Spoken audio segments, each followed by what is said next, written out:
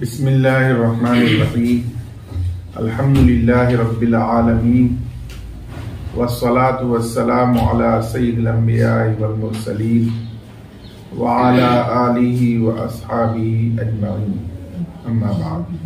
जी बिस्मिल्लाहिर्रहमानिर्रहीम क़ाल वला यक़दिल क़ाज़ी अला ग़ाइबिन इल्ला अन यहज़ुर मन यक़ूमु मक़ामहु वक़ाल अश-शाफ़िई रहमतुल्लाहि अलैहि यजूज़ु लिवुजूदिल हुज्जति वहियल बय्यनतु फ़ज़हरल हक़्क़ु वलना अन्नल अमल बिश्शहादति लिक़त्'इल मुनाज़अति वला मुनाज़अत बिदून इनकारी वलम यूजद वलिअन्नहु यहतमिलुल इनकार वल इनकार मिनल ख़स्म फ़यश्तबिहु वजहुल क़ज़ा'i लिअन्न अहकामुहुमा मुख्तलिफ़तुन वलौ अंकर।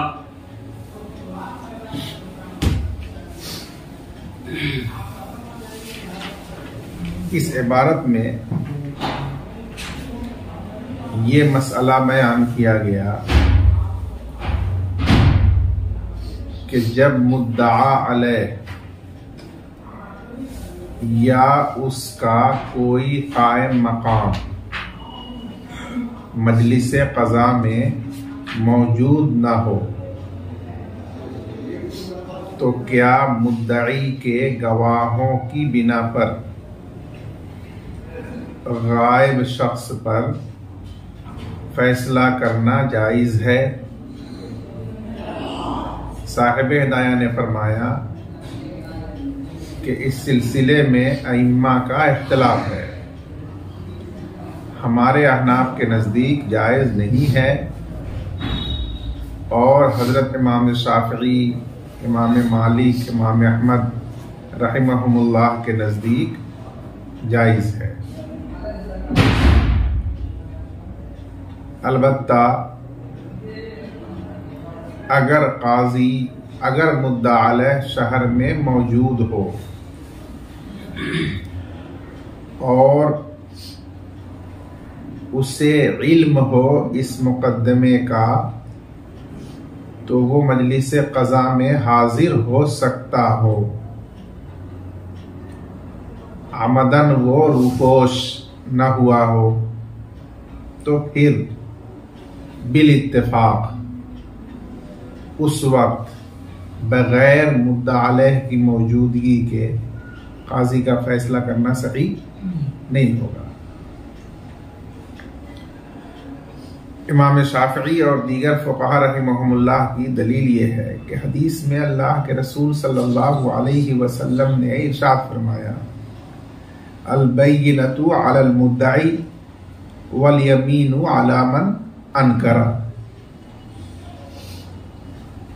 चुनांचे इस हदीस के मुताबिक जब मुद्दई ने अपने दावा पर बय्यिना कायम कर दिया तो उसका हक जाहिर हो गया, लिहाजा उसके मुताबिक हक का फैसला सादिर कर देना जरूरी होगा।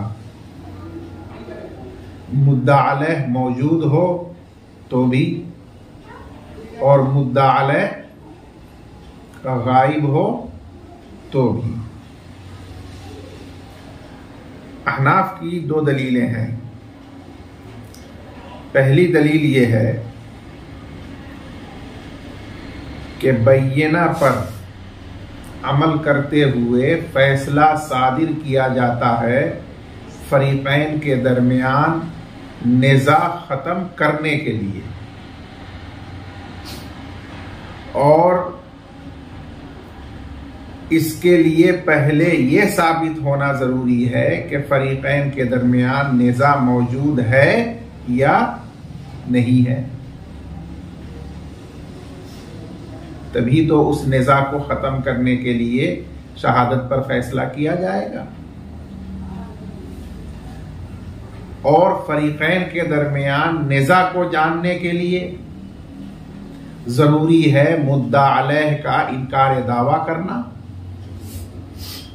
तब निज़ा मुतहक्क़क़ होगा कि मुद्दई एक बात का दावा करता है और मुद्दा अलैह उसका इनकार करता है, तो ये इनकार दावा से निज़ा मुतहक्क़क़ होगा।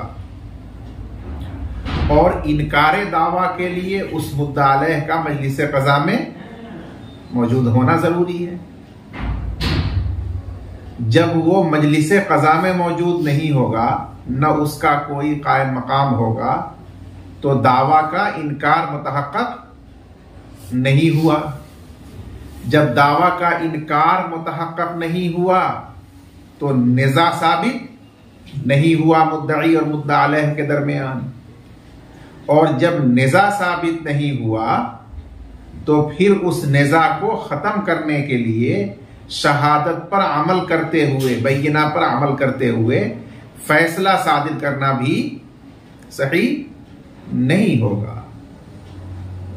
इस वजह से अहनाफ फरमाते हैं कि जरूरी है मुद्दा अलैह या उसके किसी कायम मकाम का मजलिस क़ज़ा में मौजूद होना, ताकि उसकी तरफ से दावा का इनकार मुतहक्कक हो, फिर इनकार से निज़ा साबित हो, और उस निज़ा को ख़त्म करने के लिए काजी बैयिना के मुताबिक फैसला सादिर करे, तो वो फैसला बिल्कुल सही और मोतबर होगा।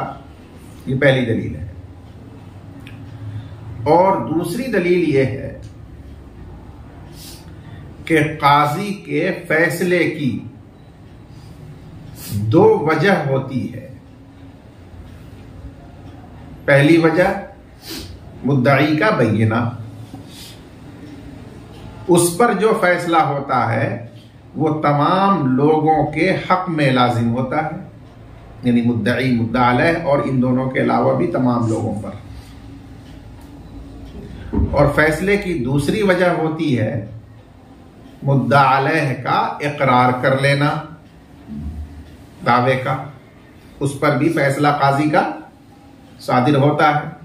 लेकिन इस सूरत में जो काजी का फैसला होता है वो सिर्फ मुक़िर पर लाजिम होता है, गैर पर लाजिम नहीं होता है। तो बस काजी के फैसले की वजह क्या है? क्या वो बैयिना की बुनियाद पर किया गया आम फैसला है जो तमाम लोगों के हक में लाजिम हो,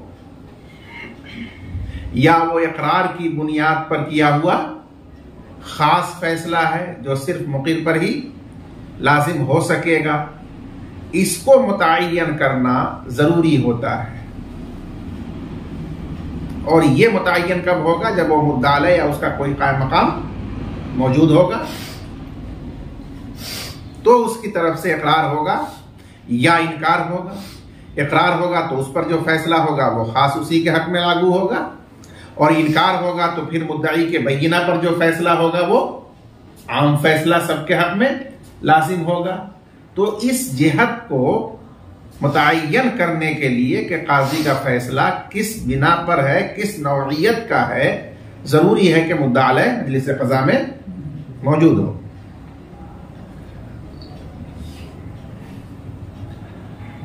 वयक़ज़िल काजी, अल्लामा क़ुदूरी रहमतुल्लाह अलैह ने फरमाया, वला यक़ज़िल काजी, और काजी फैसला नहीं करेगा किसी मुद्दा अलैह गायब के खिलाफ, मगर ये कि उसका कोई कायम मकाम हाजिर हो।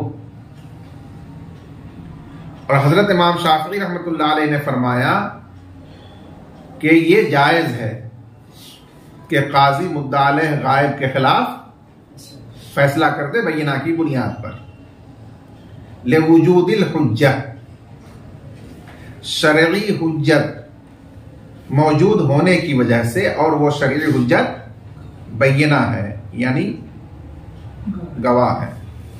फज़हर अल हक, बस मुद्दई का हक जाहिर हो गया बैयिना से।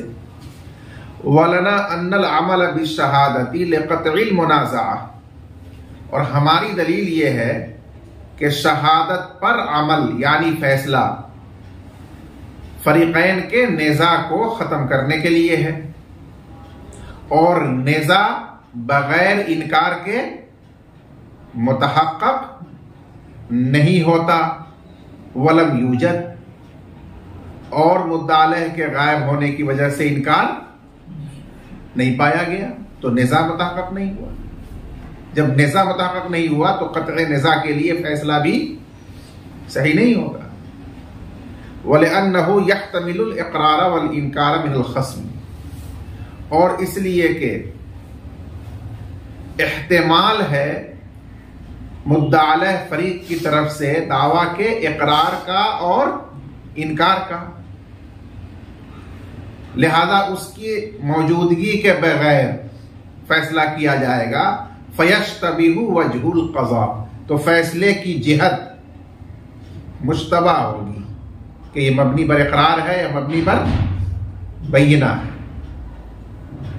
क्योंकि उन दोनों के अहकाम मुख्तलिफ है। अगर बय्यिना पर मबनी फैसला होता है तो सबके लिए आम होता है, सब पर लाजिम होता है, और इकरार पर मबनी फैसला होता है तो सिर्फ मुक़ीम के हक में ही लाजिम होता है। तो दोनों फैसलों के अहकाम अलग अलग हैं, इसलिए ज़रूरी होता है कि फैसले की जिहत मुतय्यन होनी चाहिए, मालूम होनी चाहिए, और इस सूरत में फैसले की जिहत मख्फी और मुश्तबा रह जाती है। इस वजह से ज़रूरी है कि उसको हाजिर और मौजूद करके या उसके किसी कायम मकाम को मौजूद करके उसके सामने फैसला किया जाए। जी। वलौ अनकर थुम्मा गाब फज़ालिकल जवाब लिअन्न शर्त क़ियामुल इनकार वक़्तल क़ज़ाई व फ़ी ख़िलाफ़ अबी यूसुफ़ रहमतुल्लाहि अलैहि। बस, और अगर मुद्दा अलैह ने दावा का इनकार कर दिया काजी की मजलिस में, लेकिन अभी काजी ने फैसला नहीं किया था कि वो वहां से गायब हो गया, तो हजराते तरफैन के नजदीक जवाब इसी तरह है, यानी हुक्म उसी तरह है जो गुजरा, कि उस गायब पर भी काजी फैसला नहीं करेगा, इसलिए कि जवाज़े क़ज़ा की शर्त इनकार का कायम रहना है फैसला के वक्त, और ये जब इनकार करके गायब हो गया तो एहतमाल हो गया कि शायद वो इकरार कर ले, तो वो शर्त नहीं पाई जाएगी। इस वजह से उसका वहां हाजिर फैसले तक रहना जरूरी है। और इसमें इमाम अबू यूसुफ रहमतुल्लाह अलैह का इख्तिलाफ है। उनके यहां जब मुद्दा अलैह ने काजी के सामने दावे का इनकार कर दिया तो अब वहां कज़ा की जिहत भी मुतय्यन और मालूम हो गई कि बय्यिना की बुनियाद पर वह सबके हक में आम फैसला होगा, और नीज निज़ा भी मुतहक्कक हो गया, तो अब क़त्अ निज़ा के लिए काजी का फैसला करना सही हो जाएगा। जी। वमन यक़ूम मक़ामहु क़द यकूनु नाइबन बिइनाबतिही कल वकील औ बिइनाबति शर'i कल वसिय्य मिन जिहतिल क़ाज़ी व क़द यकूनु हुक्मन बिअन कान मा यद्दई अलल गाइब सबबन लिमा यद्दई अलल हाज़िर व हाज़ा फ़ी गैरि सूरतिन फ़िल कुतुबि अम्मा इज़ा कान शर्तन लिहक़्क़िही फला यु'तबरु बिही फ़ी जअलिही ख़स्मन अनिल गाइब व क़द उरिफ़ तमामुहु फ़िल जामिअ। बस, मतन में ये बात आई थी कि अगर मुद्दा अलैह का कोई कायम मकाम मौजूद हो और खुद मुद्दा अलैह गायब हो तो भी उसके खिलाफ फैसला काजी कर सकता है, इल्ला से इस्तिस्ना किया गया था। इस इबारत में कायम मकाम की 4 सूरतें बयान की गई हैं, जिनमें से 3 सूरतें इत्तिफाकी हैं और एक में फक़हा का इख्तिलाफ है। पहली सूरत कि वो मुद्दा अलैह खुद किसी को अपनी जानिब से वकील बिल खुसूमत बना दे कि इस मुकदमे में मेरी तरफ से आप पैरवी कीजिए। जैसे आज भी कोर्ट में वकील केस लड़ता है तो उसको मुद्दा अलैहि अपना वकील बनाता है, फीस देता है, तो वो वकील वो कायम मकाम है असल मुद्दा अलैह का। अब असल मुद्दा अलैह गायब हो तो उस वकील ही को मुद्दा अलैह की जगह तस्लीम करते हुए उस पर फैसला कर दिया जाएगा, तो वो मोतबर होगा, सही होगा। दूसरी सूरत, या काजी की तरफ से कोई सरकारी वकील मुद्दा अलैह गायब की तरफ से मुकर्रर कर दिया जाए। आपने सुना होगा सरकारी वकील भी अदालतों के अंदर होता है। तो मुद्दा अलैह तो गायब है, लेकिन उसकी तरफ से काजी ने वसी मुकर्रर किया है। यहां वसी से मुराद काजी की तरफ से मुकर्रर किया हुआ सरकारी वकील है, ताकि वो उस मुकदमे में उसकी जगह खड़ा हो और काजी उस पर यह फैसला सादिर करे। ये दूसरी सूरत है। तीसरी सूरत यह है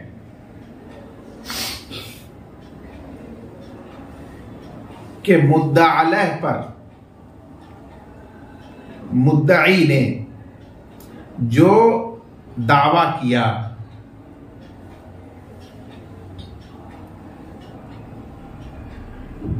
वो सबब है गायब मुद्दा अलैह पर। गायब मुद्दा अलैह पर मुद्दई ने जो दावा किया वो सबब है हाजिर शख्स पर जो वो दावा कर रहा है उसके सबूत का। तो ये जो हाजिर शख्स है वो इस सूरत में गायब का कायम मकाम खुद ब खुद हो जाएगा और उस हाजिर पर ही फैसला कर देना गायब पर फैसला करना माना जाएगा। इसकी मिसाल,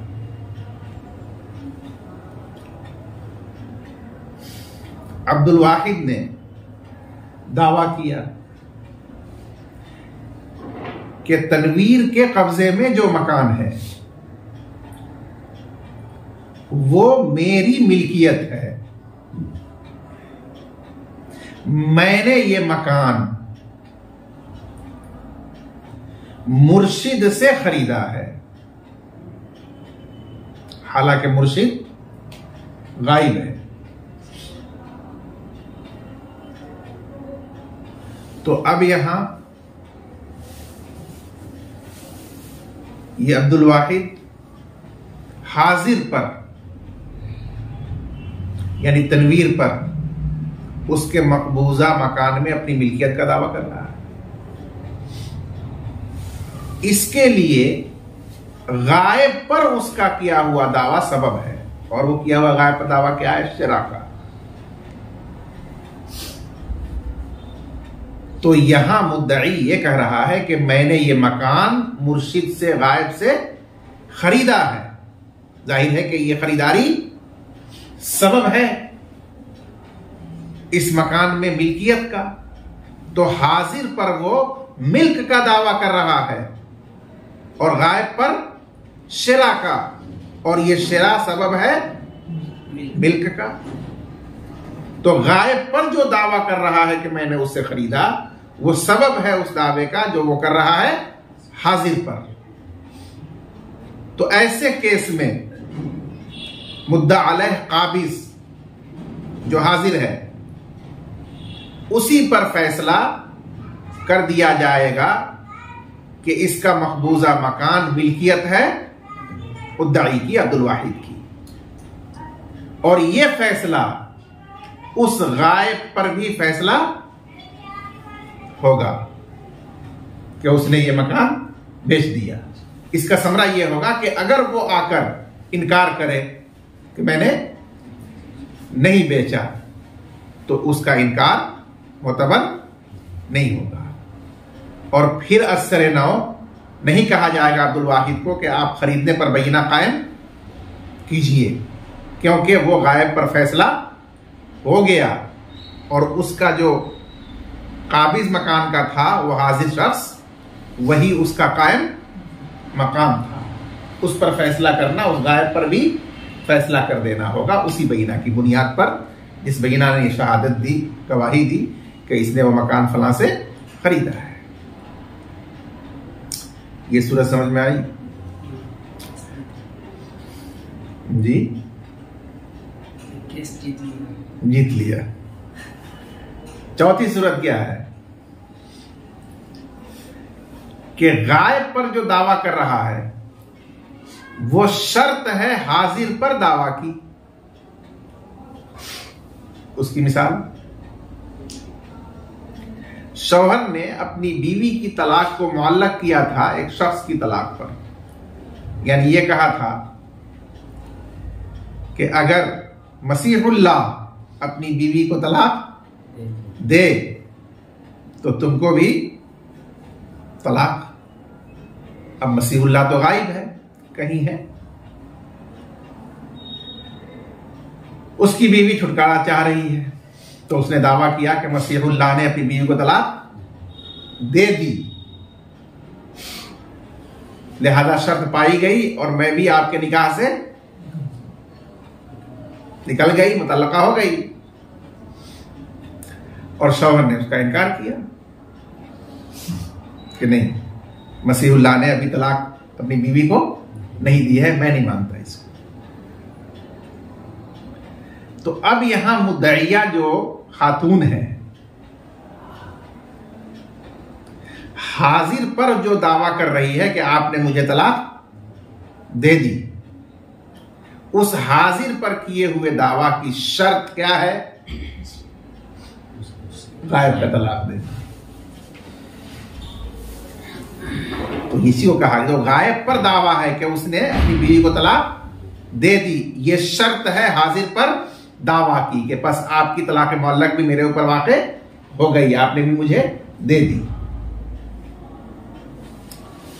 तो यहां जो मुद्दइया का शौहर हाजिर है, क्या वो उस गायब मसीहुल्लाह का कायम मकाम होगा या नहीं होगा? तो इसमें मशाइख का इख्तिलाफ है। बाद मशाइख अहनाफ फरमाते हैं कि सबब ही की तरह शर्त भी है, जिस तरह हुक्म मौकूफ होता है शर्त पर, मौकूफ होता है सबब पर भी। तो जब सबब की सूरत में हाजिर को गायब के कायम मकाम किया गया, तो शर्त की सूरत में भी हाजिर को गायब के कायम मकाम किया जाएगा। और जब वो औरत शरई बय्यिना कायम कर देगी कि फलां ने तलाक अपनी बीवी को दे दी है तो मैं भी मुतल्लका हो गई हूं, तो उस बय्यिना को कबूल करके काजी फैसला हाजिर पर कर देगा, तो वो फैसला गायब पर भी लागू होगा। और गायब आकर इनकार करे कि मैंने अपनी बीवी को तलाक नहीं दी है, तो फिर उस इनकार का एतबार नहीं होगा और फिर से उस पर बय्यिना कायम करने के लिए नहीं कहा जाएगा, बल्कि उसका अपनी बीवी को तलाक देना भी इससे साबित हो जाएगा। ये बात मुशाइख का कौल है। हमारे मुसन्निफ रहमतुल्लाह अलैह फरमाते हैं कि इस सूरत में सही कौल ये है कि हाजिर को गायब के कायम मकाम नहीं किया जाएगा। लिहाजा यहां जो फैसला उस बय्यिना की बुनियाद पर किया जाएगा वो सिर्फ हाजिर की तलाक का। इस हाजिर को उस गायब मसीहुल्लाह के कायम मकाम करते हुए उस गायब पर यह तलाक देने का फैसला नहीं होगा। ये कायम मकाम की 4 सूरतें हमारे मुसन्निफ ने बयान फरमाई और इजमालन बयान फरमाई और जामे सगीर का हवाला दे दिया कि इसकी पूरी तफसील मिसालों के साथ जामे सगीर में देखी जाए। वमन यक़ूमु मक़ामहु, और वो शख्स जो गायब मुद्दा अलैह के कायम मकाम अदालत में होता है, क़द यकूनु नाइबन बेइनाबतिही, कभी वो नायब होता है उसके नायब बनाने की वजह से, कल वकीली, जैसे वकील बिल हुसूमत खुद उसी ने मुकर्रर किया हो, औ बेइनाबती शरई, या सरकार के नायब बनाने से, शरीयत के नायब बनाने से, कल वसी मिन जिहतिल काजी, जैसे काजी की तरफ से मुकर्रर किया हुआ वसी। वक़द यकूनु हुक्मन, और कभी वो कायम मकाम हुक्मन होता है, बेअन कान मा यद्दई अल गायब सबबन लिमा यद्दई अल हाजिर। हुक्मन की तफसीर बई तौर के मुद्दई गायब पर जो दावा कर रहा है, मसलन शरा का, वो सबब हो उसका जिसका दावा हाजिर पर कर रहा है, काबिज पर, कि मेरी मिल्कियत है। वहाज़ा फी गैर सूरतिन फिल कुतुब, और ये कई सूरतों में होता है। फी गैर सूरतिन, एक सूरत के अलावा मतलब कई सूरतों में होता है, जो मज़कूर है किताबों में। हमने आपकी तफहीम के लिए बतौर मिसाल एक सूरत उसकी आसान से आसान पेश की है। अम्मा इज़ा काना शर्तन लिहक़्क़िही, लेकिन जब गायब पर किया हुआ दावा शर्त हो मुद्दई के हक के लिए, जो हाजिर पर दावा कर रहा है उसके लिए, फला युअतबर बिही, तो उसका एतबार नहीं किया जाएगा उस हाजिर को गायब की तरफ से कायम मकाम फरीक बनाने में, सही कौल के मुताबिक। हालांकि बाद मशाइख के नजदीक की सूरत में भी उसको कायम मकाम किया जाएगा। वक़द उरिफ़ तमामुहु फ़िल जामिअ, और इसकी मुकम्मल बहस जामिअ सगीर में मारूफ है, वहां से इसको जाना जा सकता है। जी क़ाल वयक़रिज़ुल क़ाज़ी, युक़रिज़ु बाबी फ़ाल से युक़रिज़ुल क़ाज़ी अम्वालल यतामा वयक्तुबु ज़िक्रल हक़्क़ि लिअन्न फ़ी इक़राज़ि मस्लिहतहुम लिबक़ाइल, लिअन्न फ़िल इक़राज़ि मस्लिहतहुम, ये अन्ना का इसमें मुअख़्ख़र होता है। जी, मस्लिहतहुम लिबक़ाइल अम्वालि महफ़ूज़तन मज़मूमतन, वल क़ाज़ी यक़दिरु अलल इस्तिख़राज वल किताबतु लितहफ़्फ़ुज़िही। बस काजी के पास यतीमों का माल भी बग़रज़ हिफाजत रख दिया जाता है, क्योंकि अगर उसे काजी के पास नहीं रखा जाएगा तो उसके ज़ाय होने या उसमें खुर्द बुर्द होने का खतरा होता है। अब चूंकि काजी की अपनी जिम्मेदारियां और मसरूफियतें बहुत ज्यादा हैं, तो अज खुद तो वो उनकी हिफाजत करने से कासिर है, इसलिए अब उसकी हिफाजत के लिए दो रास्ते बनते हैं। एक तो ये कि वो उन अमवाल को किसी के पास गरज़ हिफाजत अमानत रख दें, किसी मोतमद बावसूख आदमी के पास, और वो उनकी हिफाजत करे। लेकिन इस सूरत में खतरा है उन अमवाल के ज़ाय होने का, क्योंकि अगर वो अमीन के पास तलफ हो जाएं तो उनका कोई तावान और बदल नहीं लिया जा सकेगा। और दूसरा रास्ता है उन्हें कर्ज दे देने का, और कर्ज ऐसे शख्स को जो कादिर है, इस्तिताअत रखता है, उसे लौटा देने पर, संजीदा और मोतबर आदमी को कर्ज दे दे, तो कर्ज देने में यह खतरा नहीं है, क्योंकि जब कर्ज दिया जाएगा तो उसके जिम्मे में वाजिबुल अदा रहेगा। अब वो ज़ाय हो जाए, ये उसमें खतरा नहीं है। इसलिए ये काजी को इख्तियार दिया गया कि वो यतीमों के अमवाल को बतौर कर्ज किसी को दे सकता है।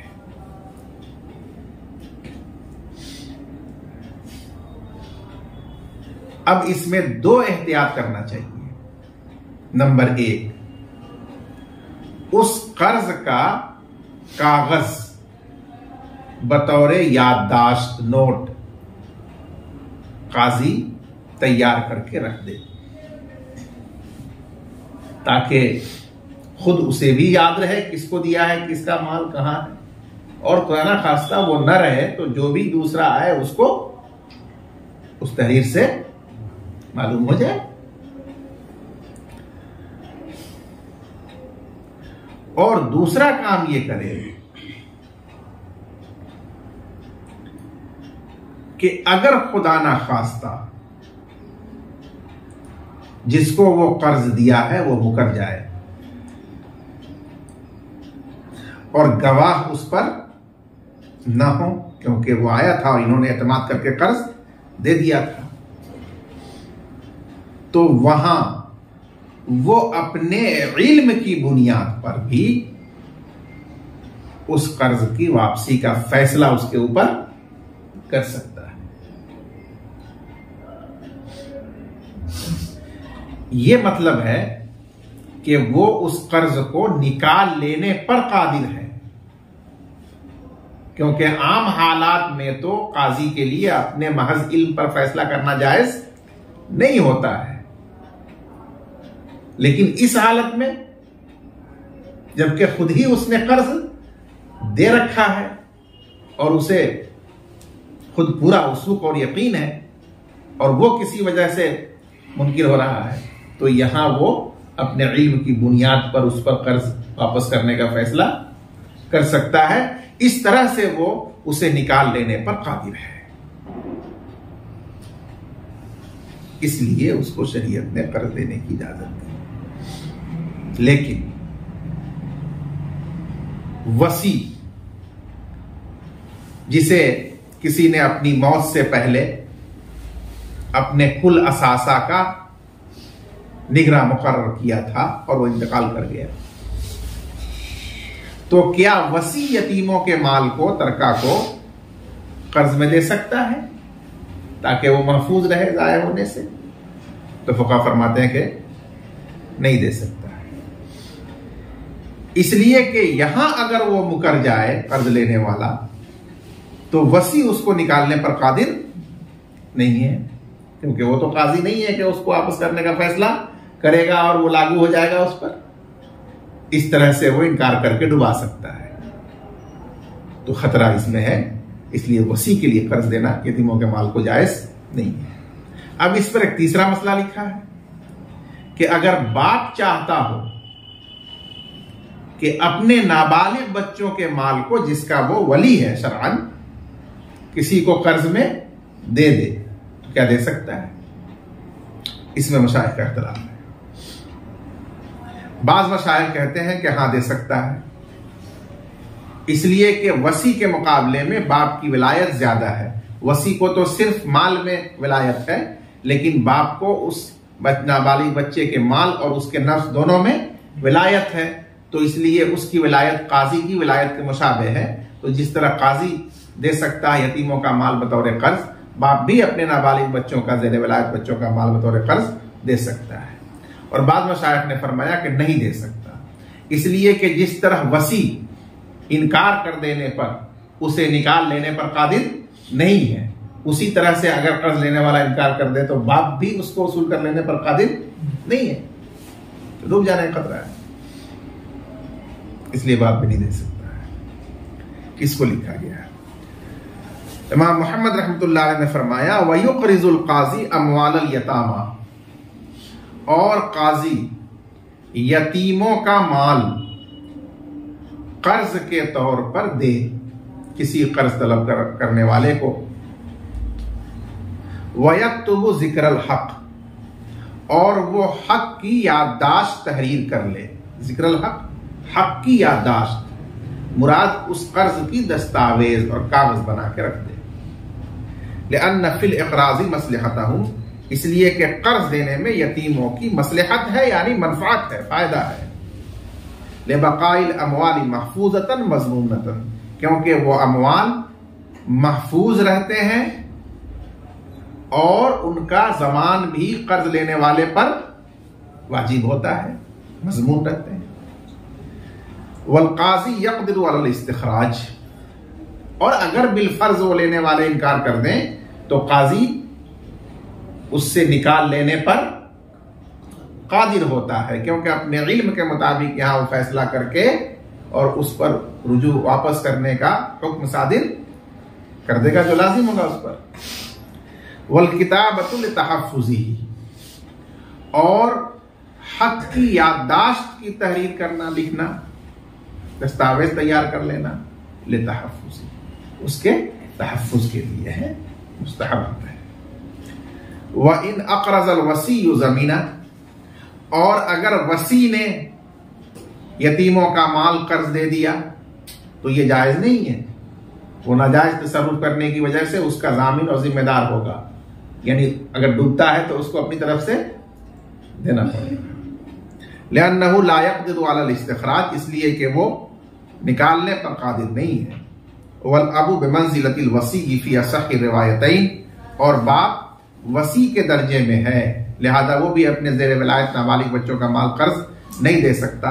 फी असह्हि रिवायतैन, असह रिवायत में, लिइज्ज़िही अनिल इस्तिखराज, क्योंकि वसी की तरफ वो भी निकाल लेने पर यानी उसूल कर लेने से आजिज़ है, कादिर नहीं है। वल्लाहु